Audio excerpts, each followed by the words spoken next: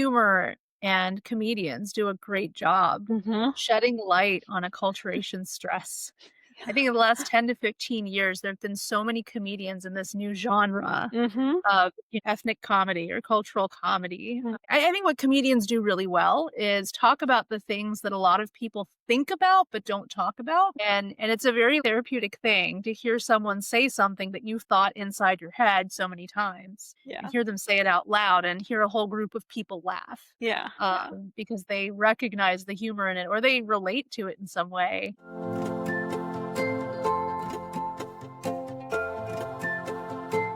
Hello and welcome to the How Are You Really podcast.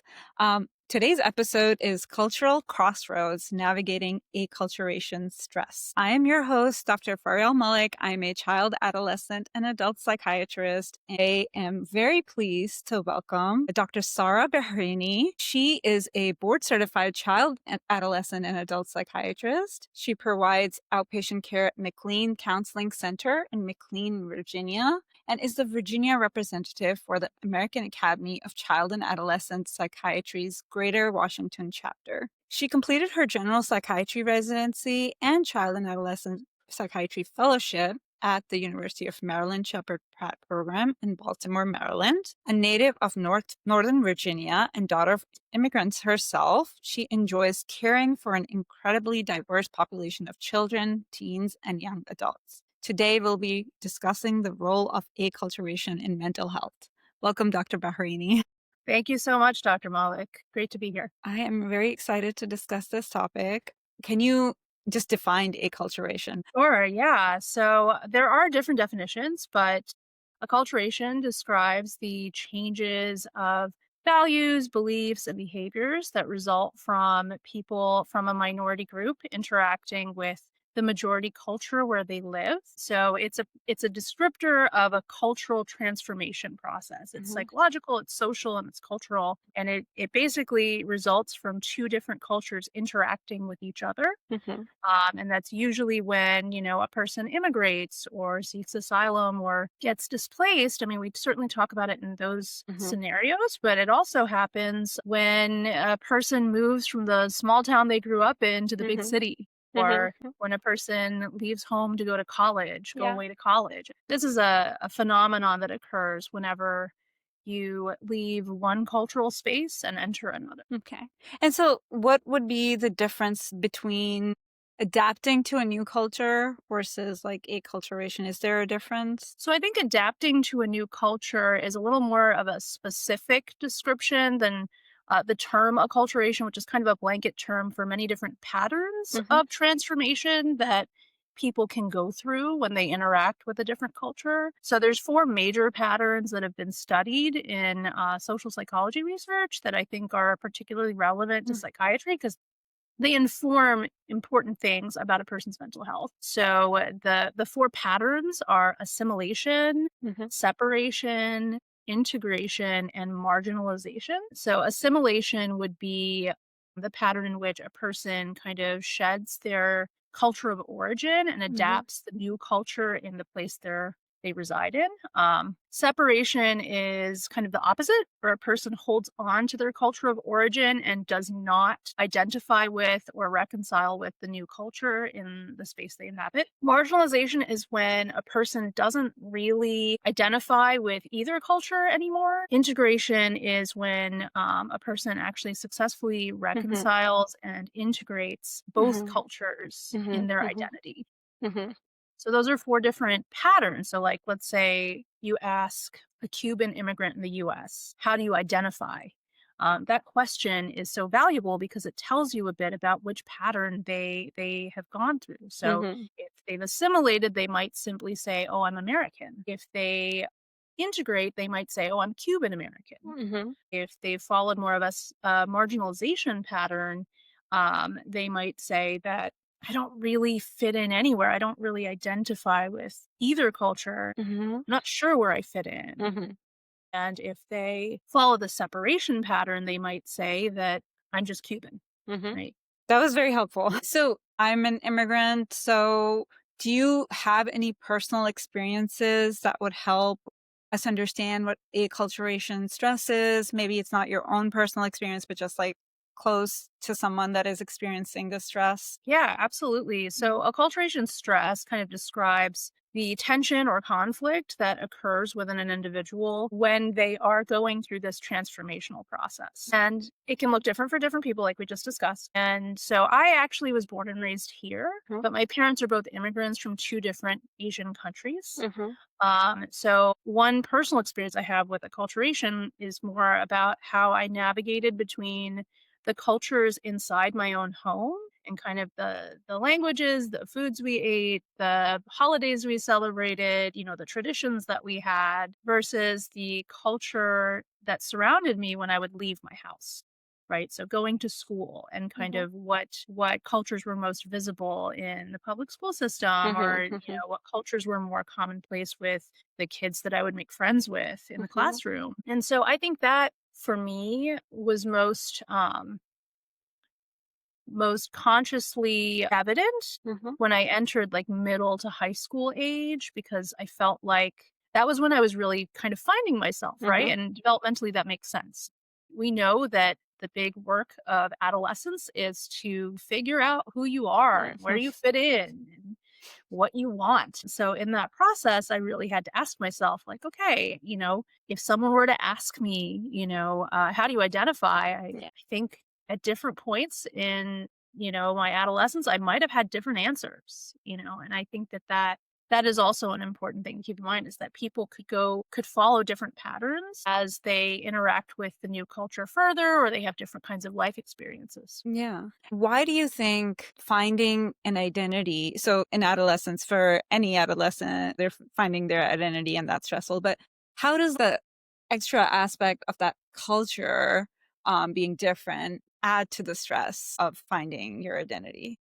That's a great question. Yeah. So, it's kind of funny because as much as teenagers want to find themselves and kind of define themselves, they also want to fit in, right? They want mhm, to make friends. They want to be, socially mhm, integrated. And part of the challenge of that, if you grow up as a minority, ethnic minority, or religious minority, Mhm. is that, there might not be a lot of awareness mhm, with the children around you or even their parents of mhm, like the culture that you grew up on mhm, or the culture within your own home.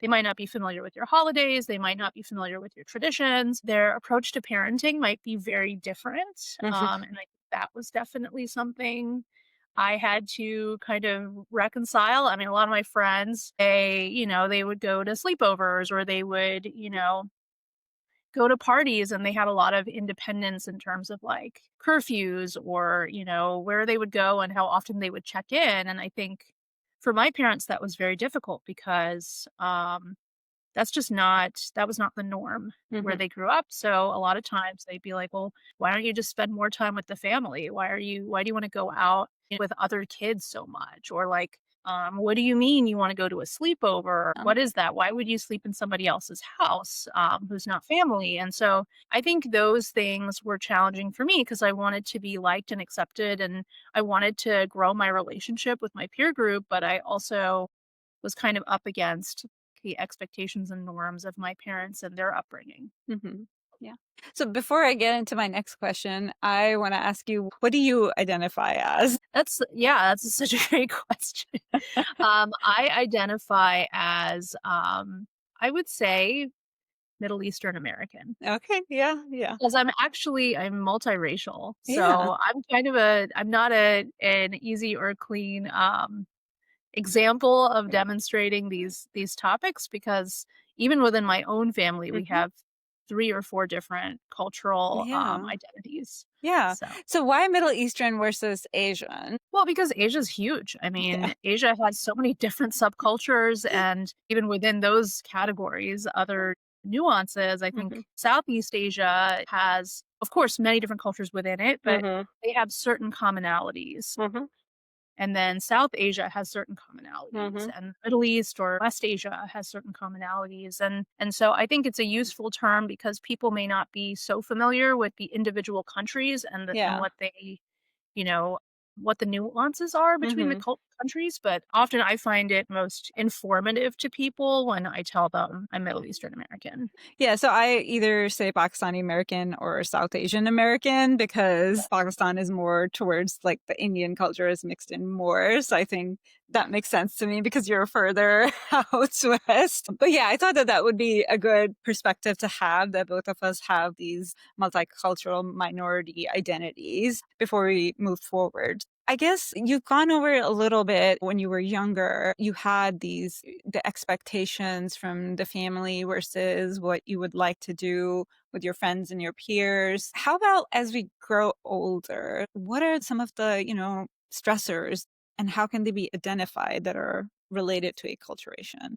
Yeah, that's a great question. So I think for me personally, and I think this is true for most people, as Mhm, they get older, they feel more comfortable in their own skin and they mhm, feel more assured about who they are mhm. and less apologetic about it or less trying to kind of, blend in or fit in with other people. And I think that was very important for me because it represented to me that I'm proud of who I am and I don't have to pretend to be anything I'm not to be Mhm, accepted and to be whole.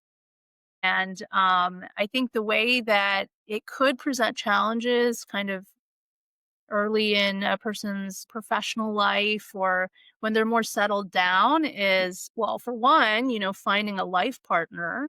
And, when you live in such a multicultural society, you're yeah. going to interact with people from all over. Mhm, And I think, growing up in Northern Virginia, this is an extremely diverse area. We have mhm, people from all over the world. And with that comes a lot of different cultures that could interact. And so I think one way it showed up for me was, marrying my husband and entering his family, right? So I have the special blend yeah. of West Asian cultures in my home and in my family and entering his family and their culture. And I think that was I would say it was challenging in some ways, but also very, eye-opening and educational, and I think for all of the parties involved, it resulted in a shared recognition of common ground and shared Mhm. humanity, and I think that was Yeah, very beautiful.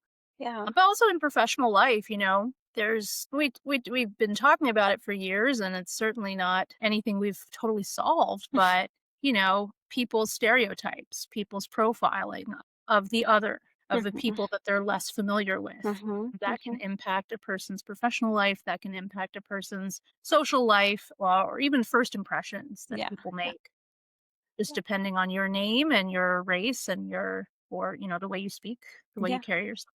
Yeah, I definitely wanna, like, highlight the others or the other. Can you tell me what that means? Sure. Yeah. So I think by saying the other, I really refer to like any group of people that is perhaps a minority group Mhm, in the place that they inhabit, where their visibility might not be very widespread. The awareness of the majority culture mhm, of that group of individuals might mhm, not be very complete. So this could be ethnic minorities, this could be sexual minorities, this mhm. could be religious minorities, you know, Yeah. the sense that there's us versus them, Mhm. that's what I mean. What I'm referring to when I say the other. Yeah, yeah. I just Yeah. I feel like we use these terms and a lot of us know what that means, but I don't think everyone knows. That's why I was like, let's clarify what the others means. Does that Um make sense? Yeah, yeah, it absolutely did. What about when somebody, so from a friends and just family perspective or as a mental health professional, what are some signs that you can know that somebody is going through the acculturation stress? Great. Yeah. So, and this is something that I look for all the time because Mhm, of the very diverse region of the country that I mhm, practice in. Oftentimes, the signs are like feeling very anxious or distrustful of, the people around you or people outside your family, maybe isolating yourself or not making connections, not making friendships, not kind of putting yourself out there, frequently feeling lost or a sense that you're not sure what your identity is or who you are or how you fit in. mhm, And of course, like symptom wise, that can absolutely perpetuate or trigger depressive symptoms, mhm. anxious symptoms, and depending on your story or the reason that you are interacting with a new majority culture, even Mhm. trauma symptoms. So when I think of acculturation, I also think the opposite, right? That like you're possibly losing your own roots and your own culture and like just kind of, I guess, assimilating with whatever the American culture is, which is a very, again, melting pot of cultures anyways. But like, you're kind of like letting go of that. And in what ways would that be stressful? And would that be counted under acculturation? Absolutely. I think this is, when you were describing that, I think of my own parents who, had actually like different goals or expectations of what it would be like to immigrate. So they both obviously came from cultures and societies that were just so different from the United States. They both come from very Eastern traditional countries and societies. And, I think for my dad, coming here, he came here for opportunity, he came here Mhm, for an education, but he wasn't really expecting to become someone else or, mhm, like, change his identity. I think he had this very simplistic expectation, maybe because he was 19 when he came here for college that, like, "Oh, nothing's gonna change except I'm gonna be at a university in America with, like, people who speak English." He was very focused on, like, making sure his English was good, as though that would be, the main struggle or the only struggle, right? And I think that, and he went to University of North Carolina in Charlotte, North Carolina, which back then in the early '80s was a very small town with not a lot of minorities. yeah, And so he got a lot of funny looks and he was othered a lot. And a lot of people kind of made assumptions about his ethnic background that were completely wrong because they just mhm, didn't have any exposure to yeah, all that many ethnic minorities. And I think for him, the way to survive and the way to feel like, he had some community around him was to really make an effort to adopt an American identity. yeah, I think that was like crucial for him to make friends and form relationships with professors and get a job, right? mhm, So mhm, he did a lot of restaurant work where he was bussing tables and waiting tables and interacting with a lot of, customers, and mhm, you need to be culturally competent to do that well. mhm, So I think that that sometimes surprises people when they interact with a new culture, just how much they have to reevaluate their identity or how much their identity might change. mhm, I think for some folks, they see, losing or loosening their connection with their culture of origin as a failure.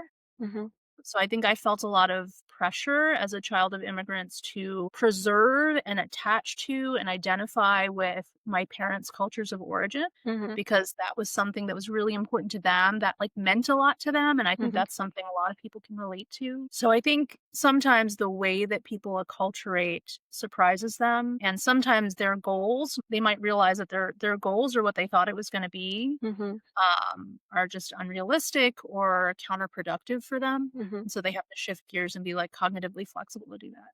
Yeah, it's there's so many things that come to mind when you talk about that, right? Because I came here when I was 3 for the first time, and I've been back and forth a lot, so I've kinda gotten exposure to both cultures, and, it was a culture shock for me back home Yeah. at school more than here. So that's why I feel more American than Pakistani, but, I still have the roots and I still appreciate a lot of the cultural things and practice them. But I think about people that come here for graduate, higher education, and they are, now adults, right? 24, 25, some maybe even older because they've been working for a little bit before they come here. And for them, coming into this culture is very difficult and they have their own struggles. And do you know anything about that? I'm sure that you see this a lot up there in Virginia. Absolutely. Yeah. Sure. I mean, professionally, I do encounter some graduate students, not a lot. I think for a lot of international graduate students, they're really just focused on their basic needs and like keeping up grades and surviving. They may not be really thinking too much about their mental health, or if Hmm. even if they are, they might feel like they're not equipped to unpack it Yeah. um, during that phase of life. But certainly in my own family, I've had cousins who grew up overseas who've come here for education, Yeah. for graduate school, and I think for them, being in their late teens, early 20s, it kind of feels like an adventure. And I think the age that you interact with a new culture really does kind of color your experience too. I think as you get older, you get more set in your ways, right? But for them, they came here with maybe I actually have a few different cousins who have like different relationships with their culture of origin. Mhm, And mhm, so coming here, for some of them was like really exciting and fun, and they kind of assimilated pretty naturally and quickly. mhm, But, I have other cousins who really just came here for the education. They were never really planning to assimilate. They mhm, came here for opportunities they would have never had.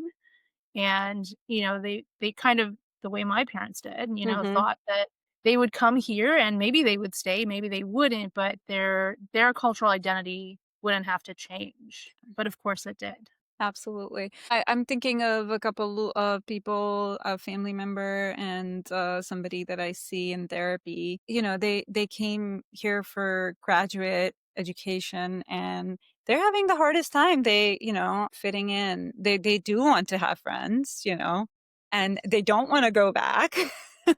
And so there are problems back there that they don't agree with. So there's some cultural things that they don't agree with and they want to come out of that. But then also like assimilating here is very difficult for them. And they feel like the other a lot, even in bigger cities. They feel like people are making fun of their accents or just them understanding the culture too is difficult. Then a lot of the pronunciations of words are like British. Even I will say some words that my husband loves to make fun of my My accent. mom my dad makes fun of my mom's, like, British, pronunciation Yeah. as well. In her country, they grew up learning British Yeah. English in Yeah. school. Yeah. So she actually was pretty well versed in English, but she didn't speak the way most people speak here. Yeah, yeah. So that's it's very stressful for them. Do you have any advice on what they can do at that stage? Because now they're like, it's hard to change yourself. You're an adult. You're in your late 20s, early 30s. How do you deal with this stress, and what can you, I guess, do to help them even Yeah. from that Well, side? I think one thing that we could all do better with is, being aware, educating ourselves about, especially if you're living in a community with a large immigrant population or a large minority population or just a very diverse, culturally diverse place. I think it's helpful for people, all the people, even the, folks that were born and raised in that community, to just be aware of and appreciate kind of how hard it is to adapt to a new culture and have some empathy for folks who are just trying to figure it out and give them a Mhm. lot of grace. Mhm. I also think it's important for folks who are going through this on a personal level to recognize the signs of acculturation stress and like know that that's a real thing. Mhm. It has a real name and other people go through it too. Mhm. I remember breaking down the acculturation stress concept with one patient and they just broke down in tears Mm. because it was something they had been struggling with for years, but Mhm. they didn't know how to conceptualize it. They didn't have a word for it, Mhm. and they felt seen. Yeah. It was healing for them to hear that this is a real thing that Yeah. people acknowledge and it's a valid struggle. Mhm. But I think in terms of coping, the most important way that comes to mind is finding community, finding people who get it, finding people that can help you kind of connect to the parts of maybe your culture of origin or the new culture that you find resonate with you. This could be in the form of student clubs if you're a student. This could be in the form of a support group. This could be in the form of even a professional organization, like Mhm. within various professions, they have, professional organizations for people from a certain ethnic group. And Mhm. that's sometimes kind of helpful for folks to connect with other people that get it, quote Mhm. unquote. Houses of worship, that's one way that a lot Mhm. of people, especially when they come to the US, they find a home or they find their bearings Mhm. by connecting with their local faith community, especially if their faith isn't widely practiced here. Now, a lot of times those faith communities might be actually pretty ethnically diverse depending Mhm. on the faith, but Mhm. you can at least find some familiarity, or you might, interact with folks who are actually culturally or ethnically similar to you as Mhm. well. Mhm. But I think finding community is really Yeah. important because ultimately it's a question of identity. It's a question of connection, and you can move through those questions and those struggles if you have people by your side. Absolutely. Now I have another question on a bigger on a bigger scale. Yeah, I'm Muslim. Eid is on Friday. Most of Eids we don't know. In my area, the mosque doesn't decide until the last minute if Eid is going to be tomorrow or not. I mean, presumably Eid was supposed to be Saturday for this one, and this one's you decide 10 days before, but it's on Friday now. So regardless of that, right, in America now, there's a conference this weekend that I'm going to be going to attend. And initially, I was not going to attend it because I was like, I wanted to celebrate Eid with friends here. But then it's a worthwhile conference for me in my career. And so I decided to go.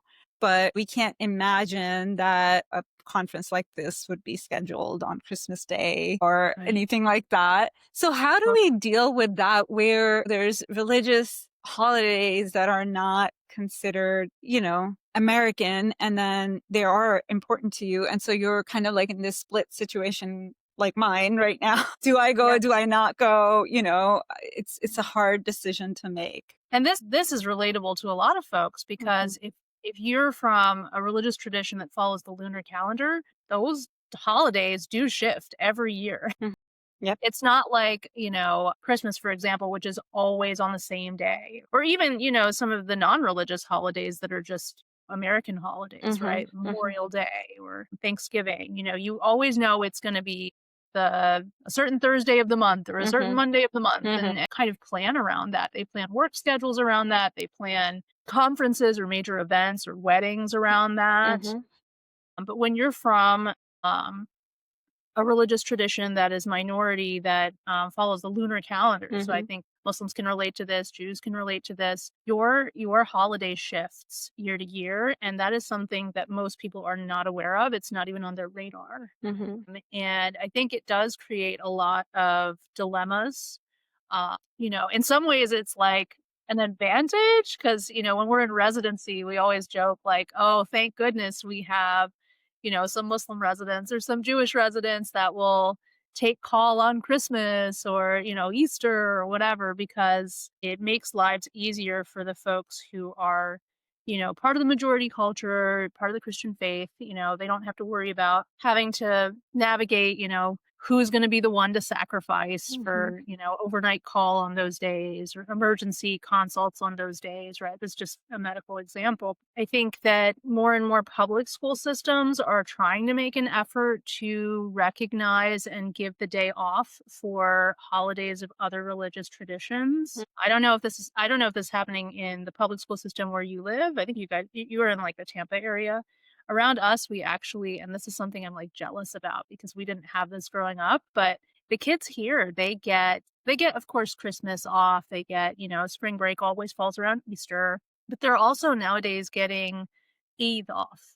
They're Mhm. getting Hanukkah off, Mhm. Passover off, like they're getting a lot more holidays off. And the way they handle it is like even the kids who don't observe that holiday, they still get it off. And it's an invitation to learn about why they have a day off. Mhm. And so more and more kids, like I'm seeing in my own practice, more and more kids that are like, oh yeah, I had the day off today. I'm like, oh really? What for? Oh, well, it's Mhm. Eid al-Fitr, it's like, Mhm. oh, okay. And Mhm. like, yeah, everybody got the day off today. It's Mhm. like, that's so cool in a Yeah. way because, like, now we're spreading awareness. But it's Mhm. also allows the people who follow those religious traditions an opportunity to feel seen and valid, Mhm. right? Oh, I have real holidays that are actually important, Yeah. and everyone's recognizing and agreeing that it is valid and Mhm. important for me to make time Mhm. to celebrate those holidays the day that they occur, Mhm. Mhm. right? And not just like the next weekend that Mhm. everybody has a day off. Yeah. Yeah. Um, as for the conference, I mean, you did decide to go, it sounds Yeah. like. But that is a compromise that a lot of folks struggle with. It's like, Mhm. especially if you have kids, because you wanna raise your kids aware of, your culture of origin. I'm sure you're a mom, like, how do you navigate that? Like, do your Mhm. kids ask you like, "Oh, why can't I, take the day off from school?" Or why do you have to work Mhm. on our holiday? How Yeah. do you navigate that? So I'm not a mom, so it's hard for me to Oh, answer that. That makes it a little bit easier for me to make that decision, right? If I had kids, I would surely not go to the it's conference, but it's still a dilemma, right? Even if you yeah, don't have kids. But yeah, I mean, throughout like growing up, my uncle always worked on Eid, like would yeah, go for prayer and then head to the hospital and work. And that's what I've done. Like I yeah, will go for the prayer and then work and sometimes not go for the prayer either and just work. So, you know, it's sure. it's the awareness is just not widespread enough, especially like yes, the like Northeast is doing a great job. So like my older sister's there, my nieces, nephews, they get all those holidays off like you're talking about. So your region probably is similar to Mid-Atlantic. theirs. Yeah. But yeah, I mean, for adults though, are adults getting those off? I don't think so. I don't Well, know. I think that's where also, like, medical culture and, like, non-medical culture come into clash Mhm. too, because a lot of people don't understand why you would be working on a holiday. Yeah. And it's like, well, the hospital doesn't close Mhm. just because it's our holiday, Yeah. right? Yeah. And so I think that that's also something where acculturation stress can occur when you enter a certain type of profession with cultural norms to it. Mhm. In medicine's case, there's a lot of, I don't even know how I would describe it, altruistic culture Mhm. or, you know, why am I blanking on a term here? You know what I'm talking about, right? Where you're like self-sacrificial. Mhm. You're Mhm. basically a martyr. Yeah. Everything comes second to your duty as a doctor, Yeah. right? Yeah.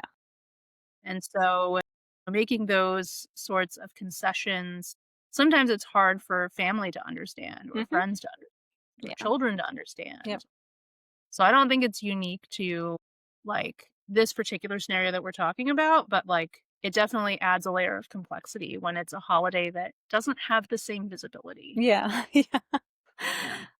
I wouldn't know what it would probably end up being that I would not go to a conference or go out of my way to make sure that, move my like if I wasn't going to a conference and I was assuming for the longest time that Saturday was Eid, then I would have probably not had clinic on Saturday. And then I would have to move my Friday to Saturday after Yeah, finding out, right? So I would probably go out of my way to make all those changes and all those absolutely. efforts. But yeah, I mean, I think that part of the stress comes from just the lack of awareness too. Again, the others, right? We remain the others, even though there's progress being made. But you know, Yeah, it's definitely it's a process that takes probably multiple Mhm. generations. But as child and adolescent psychiatrist too, like it does occur to me, how complex it is to have these kinds of conversations around acculturation stress Mhm. with one's children because they also learn the value of things or how to manage certain things by example, Yeah. right? Yeah. So if you Absolutely. kind of set this example for your children that like, oh, well, yeah, it's our holiday, but I work anyway and we Yeah. can just celebrate it later. I wonder about the message that a child is internalizing from that. Like, Yeah. is is our home culture somehow less important or less valid? Because we always get Christmas off, Mhm. right? Spring break always coincides with Easter, but I guess my family's traditions are, you know, less important, less of a priority. So, and I think that those are like situations where, I think parents really have hard work to Yeah. do where they're Yeah. like, they might have to really level with their kid and say, look, in an ideal situation, I would be taking this day off. Mhm. Here's the challenge of being a minority. Yeah. Sometimes our stuff just isn't as visible and people don't Yeah. understand. And I Yeah. think that presents like an interesting decision making process. Do you have the courage to take it up with your supervisor or your company or your hospital and kind of advocate for more visibility? Mhm. That's always it always feels sensitive or risky. It feels vulnerable. Mhm. You don't know how they're going to respond. You don't Yeah. know if they're going to respond at all, Yeah. Yeah. Or do you kind of just accept it as a compromise that you will always have to make? And I guess the more people who accept that as a compromise they'll always have to make, the more likely it is to never change, right? Yeah. Yeah. Absolutely. Yeah. So that kind of brings me to the next question, which is, I know we were talking about how important community is to, help support those that are going through that acculturation stress. What about like local communities, right? For instance, here, I mean, Tampa's pretty diverse for the most part, right? But mostly Florida is not that diverse, right? Outside of maybe the bigger cities, right? Yeah. So how can the local community help newcomers feel safe and welcome? And how can we advocate for that or educate people on that? It's a tough question. I mean, I think, there's the ideal answer and then there's how it plays out in real Hmm. life. Yeah. I think this is where the culture of a community or of a town Mhm. really can make or break that process. Yeah. How welcoming is that community in general to newcomers or non-locals, Hmm. right? Even if they are the same ethnicity or the same faith tradition, like how open is that community to welcoming the stranger or the newcomer? Hmm. Hmm. How important is it that they present as welcoming Hmm. or a friendly, welcoming place? Yeah.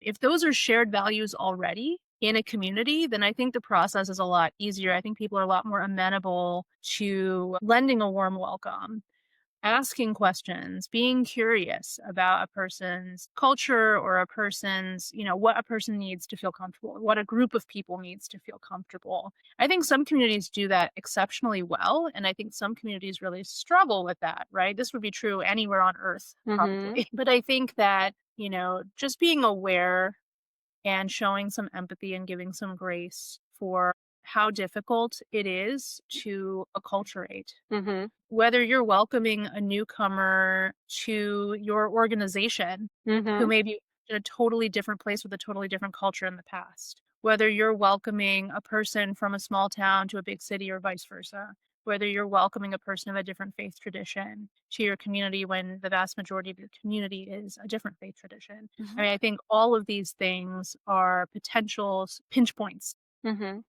and friction points for a community that is accepting transplants. Yeah. Okay. I know we talked a little bit about childhood and you had given me some examples of like yourself growing up as first generation. So do you have more examples of what first generations have to, because I think we focus a lot more on immigrants. I want to focus on first Yeah. generation because that's the majority right now. So how can we help them? What are they going through?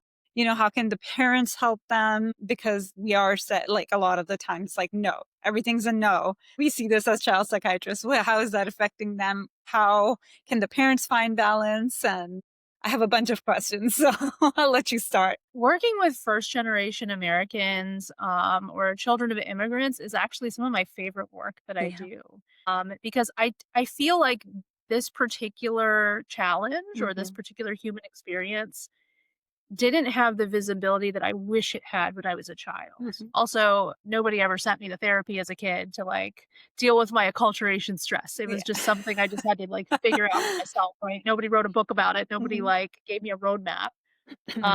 I think the really important take home messages for parents and children alike is that for both the parents and the children in these situations, they're both navigating this third cultural space Hmm. for the first time. Hmm. Your parents didn't receive a roadmap for how to help their child with acculturation stress Hmm. in their new country. Yeah. Right? Their focus may have been on survival. Their focus may have been on figuring out who they are now that they've picked up their entire life and started it all over again somewhere else. And for children, also, it's helpful to give themselves grace Hmm. because what they're doing is a complex, difficult thing. Have the flexibility to say, like, I don't have to have it all figured out right now. Time and experience in life will give me clarity about the things that I'm uncertain about when it comes to my culture, when it comes to what aligns with me? Mhm. What traditions do I want to take into my own household one Mhm. day when I've grown up and I call the shots? Mhm. But for both parents and children to give each other grace as they figure this out, because it is a challenge to navigate two different cultures. Yeah. It's a challenge for the parents, it's a challenge for the children, maybe in different ways, maybe in different spaces, but to recognize that both generations are going through acculturation stress of their own Mhm.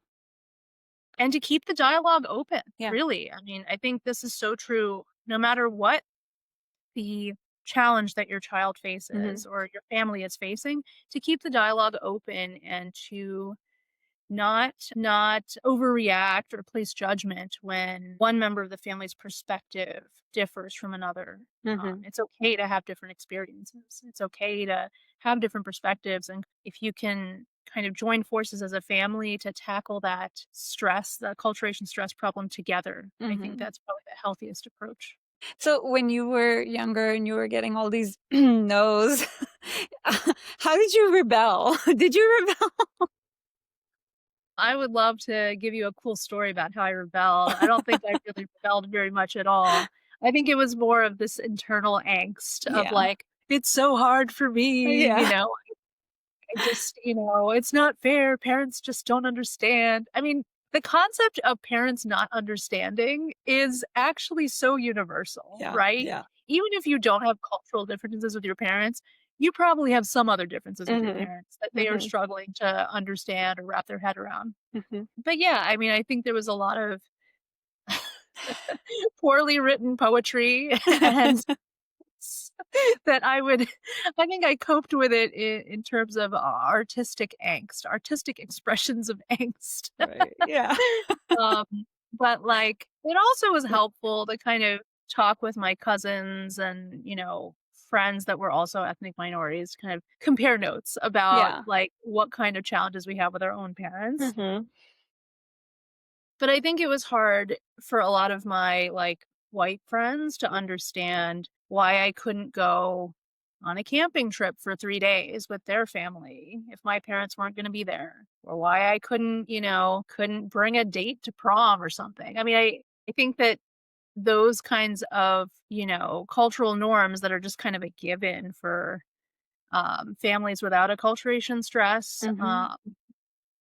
they become a lot more of a conversation, they become a lot more thought out for folks where there are different cultures they're navigating simultaneously. Yeah. So besides seeking help in the community, do you think there are other resources that are, I don't know, books, whatever other resources that people can access when they're going through the acculturation stress and So this might be kind of a funny one, in more ways than one, but I actually think humor and comedians do a great job Mhm. shedding light on acculturation stress. I think in the last 10 to 15 years, there have been so many comedians in this new genre Mhm. of, ethnic comedy or cultural comedy. Mhm. And I think, I think what comedians do really well is talk about the things that a lot of people think about but don't talk about. And it's a very like therapeutic thing to hear someone say something that you've thought inside your head so many times and Yeah. hear them say it out loud and hear a whole group of people laugh Yeah. because they recognize the humor in it or they relate to it in some way. Yeah, So I absolutely. actually this might not have been what you were expecting me to say, but I actually think finding comedians from your culture of origin and going to their shows or, watching their specials is one unconventional resource. Yeah, Just to absolutely. feel seen, right? Just to feel understood. Of course, going to a therapist can be helpful. I think a good therapist is someone who helps you guide yourself rather than kind of leads you down a certain path or a certain road cognitively. They might help you or give you the space Mhm. to non-judgmentally and discreetly navigate what parts of the different cultures you're navigating that really resonate with you, that really are align with your personal values or your sense of right and wrong. But yeah, I think apart from the community, like finding community, I think humor, I think pop culture, more and more nowadays, and talking it out with a therapist if Yeah. this is something that's really showing up in a lot of areas of your life. think those are good resources. Yes, thank you so much.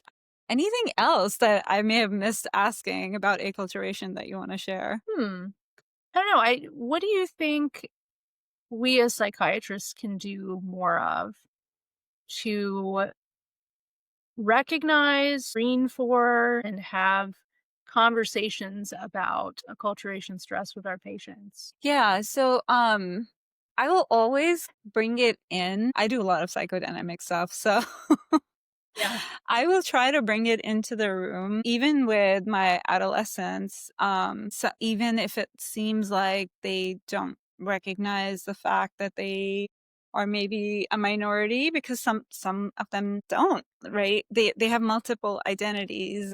You know, a kid high functioning on the spectrum is thinking more that I'm different in that sense Yeah. versus I have this entire culture that's different. And so I will bring it into the room and ask them how they feel about their parents having a different culture and the food being different, and just ask them, and sometimes that will bring out things that they may have not been bringing into the therapy or into the room just because they didn't think it was important enough. Yeah. It's so funny you bring up the food thing. I feel like that is such a common struggle for first generation kids. They bring their homemade lunch to school and My it's God. like totally different from what the cafeteria is serving. I think of I don't know if you are familiar with the show Fresh Off the Boat. It's a um show about an yeah. Asian family, and there's a scene in that show where the son they're all eating around the kitchen table or the Mhm. dining table. They're eating dinner together as a family, and mom is like already has her suspicions that her child is not eating what she's packing for him.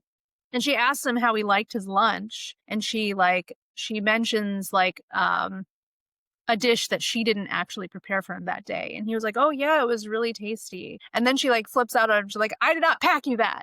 You didn't even eat the food." And like he's like, "Listen, I need white people food. I need you to pack me white people lunch." And it's a really funny scene because then he like Yeah. takes mom to this big box grocery store and she's like, "White people lunch? What is this white people lunch?" And like she's trying to learn about what that is so that she can help her son, you know, fit in better with his peers. Yeah.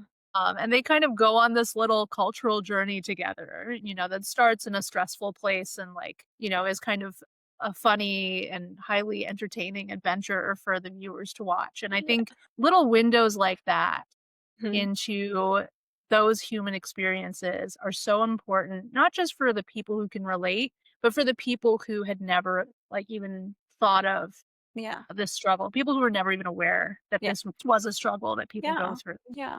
It humanizes Yeah. the other, and I think Yeah. it's really And I don't know about you, but I mean, even when I'm thinking elementary school, my grandmother used to pack me a very Pakistani lunch. great. And then I had really long hair, and so it was in a braid. And so I would get made fun of for my hair and for my food.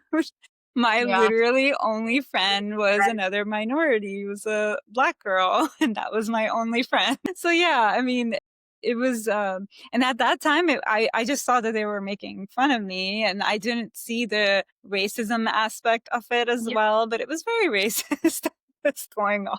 And we and were it's so funny kids. because, children, they absorb the influences from their environment. They're not Mhm. born racist, right? Mhm. Like, if a child says something racist at school, it's because they heard it from somewhere else and Yes. they're parroting what they've learned from somewhere, right? And so it's like it is heartbreaking to hear the types of racist things or othering things that children will say Mhm. and how hurtful it is to the person on the receiving end. Recognizing that some of these kids have no idea the harm they're causing. Mhm. They're just parroting what they've learned elsewhere. Yeah.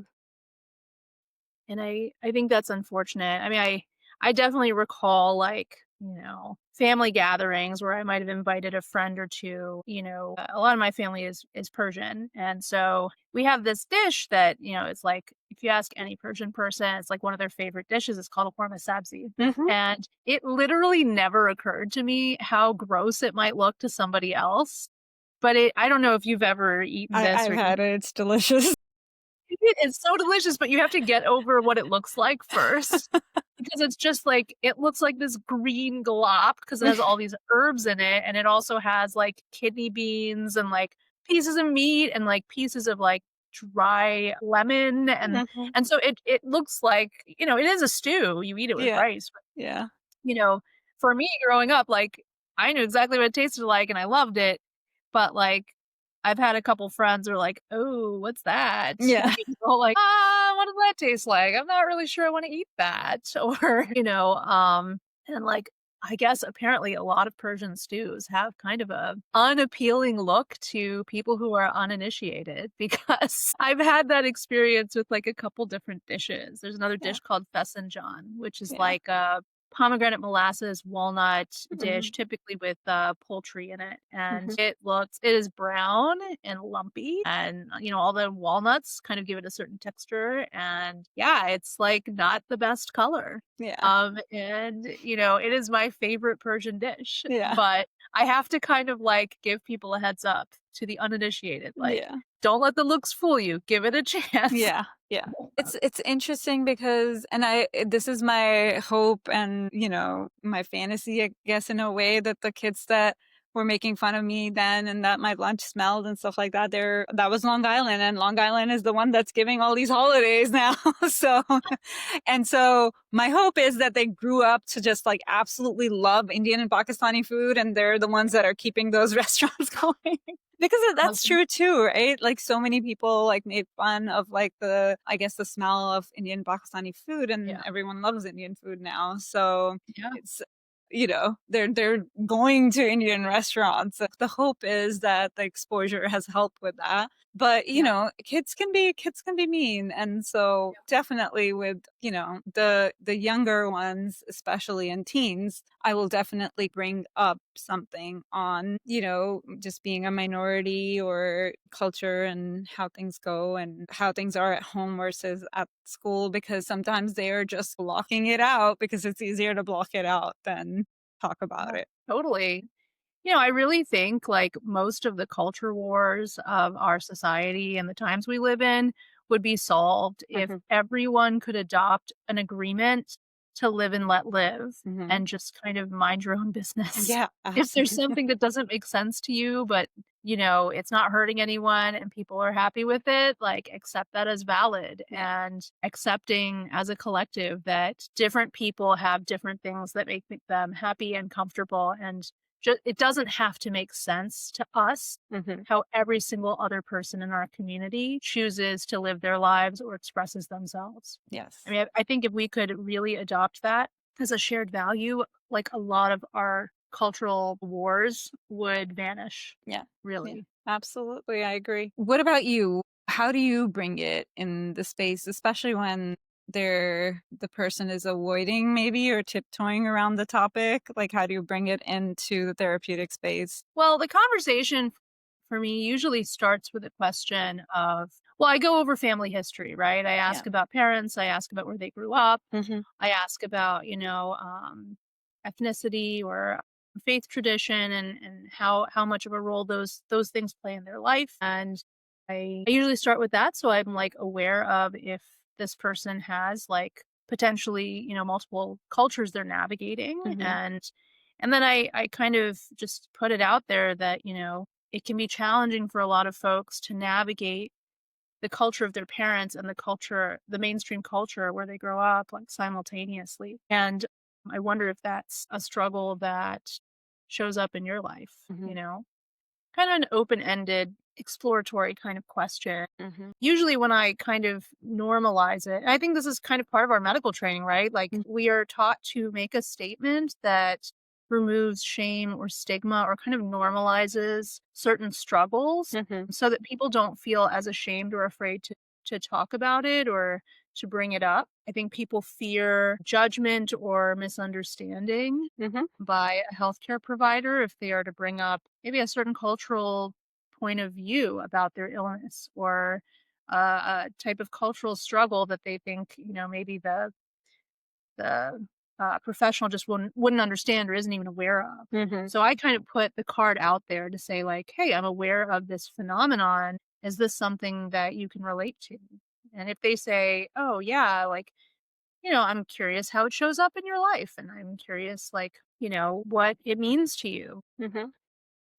And I think that the first step really is just like education and awareness, like, so they know that this hypothetical struggle they might be having has a name Mm-hmm. and it is a known phenomenon and Mm-hmm. other people have it too, where they feel more open to sharing about it or being vulnerable about it. Yeah. Sometimes I find that, like, until I bring that up, they haven't even recognized Yeah.